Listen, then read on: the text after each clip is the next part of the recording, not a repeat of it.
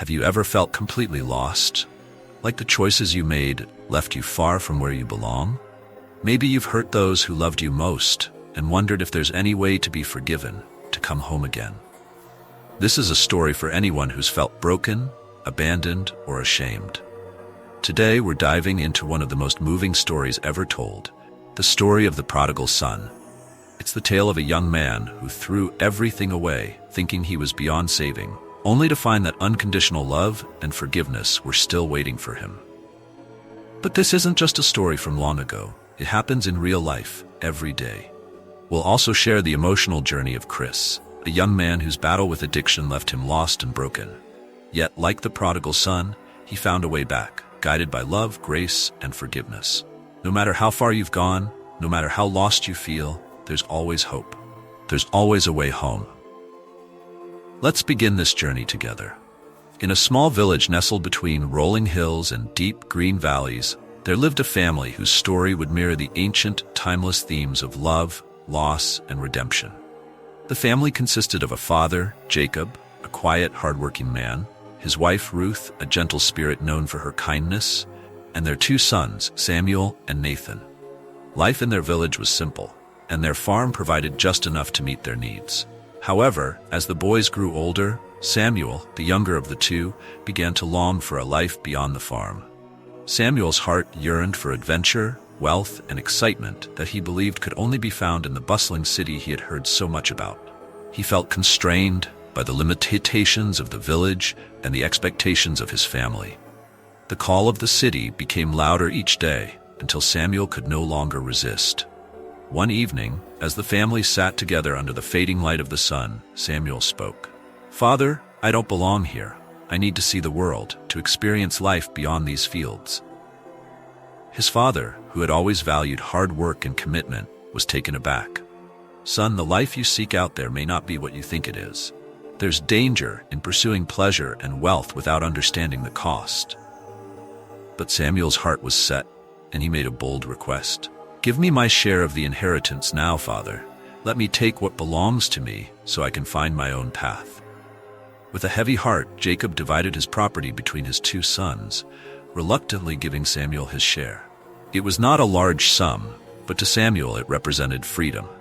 Without looking back, Samuel left the village and journeyed to the city, where he immersed himself in a life of indulgence. He squandered his wealth on luxurious clothing, expensive feasts, and friends who were only loyal when his pockets were full. He chased after every pleasure the city had to offer, convinced that he was living the life he was meant for. But as the weeks turned into months, Samuel's money began to dwindle. The friends who once surrounded him disappeared as soon as his wealth was gone. He found himself alone, hungry, and far from home. A great famine swept through the land, and Samuel, now penniless, struggled to survive. In desperation, he took a job feeding pigs, an unclean and shameful task for someone raised in his culture. As he sat in the dirt watching the pigs devour their slop, Samuel realized how far he had fallen. He longed for the simple meals he had once taken for granted at home, and his thoughts turned to his family. "I will go back to my father," Samuel thought. "Even the servants in my father's house have food to eat and a roof over their heads. I have nothing left to lose." And so, with his heart heavy with shame, Samuel began the long journey back to the village. He rehearsed what he would say to his father. "I am no longer worthy to be called your son. Let me be a servant in your household."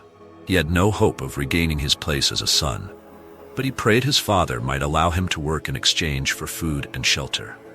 As Samuel neared his village, he saw the familiar outline of his childhood home. He felt the weight of his failure pressing down on him.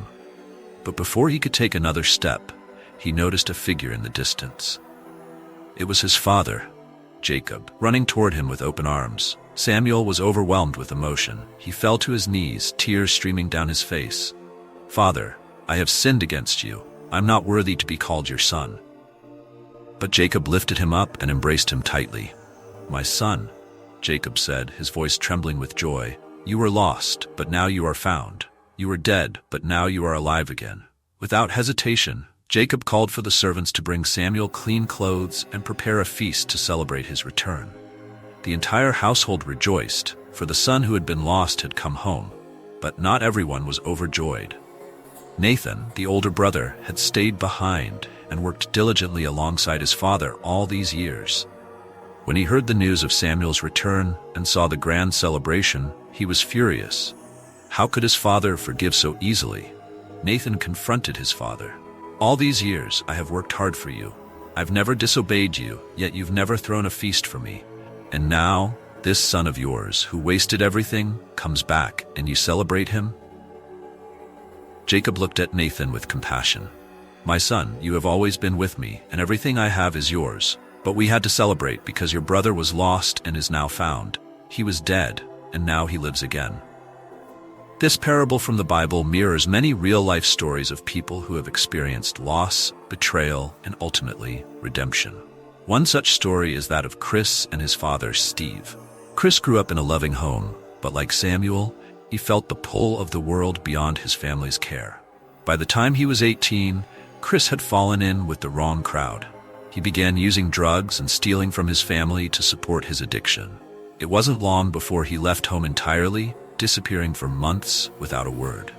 During that time, Chris's addiction worsened. He hit rock bottom, living on the streets and doing whatever it took to survive. His parents were devastated but never stopped praying for their son's return. One day, Chris found himself in a rehab center, facing the wreckage of his life. He realized that if he didn't change, he might not survive much longer. With nowhere else to turn, he reached out to his father, who had been waiting for this moment for years. "I wasn't sure if he would answer the phone," Chris recalled. "But when I heard his voice, all I could do was cry. I told him everything, how I'd ruined my life, how sorry I was for all the pain I'd caused." To Chris's surprise, Steve didn't respond with anger or judgment. Instead, he welcomed his son home with open arms. Steve helped Chris get into a long-term recovery program, and over time, Chris rebuilt his life, free from addiction. "It wasn't easy," Steve admitted. "There were moments when I was angry and hurt by what he had done, but I knew that I couldn't hold on to that if I wanted to help him heal. Forgiving him was the first step in bringing him home." Chris's story, like that of the prodigal son, is a testament to the power of forgiveness. It shows us that even when we think we've strayed too far, there is always a way back. His Father's love and grace mirror the love that God extends to all of us, an unshakable love that welcomes us home, no matter where we've been.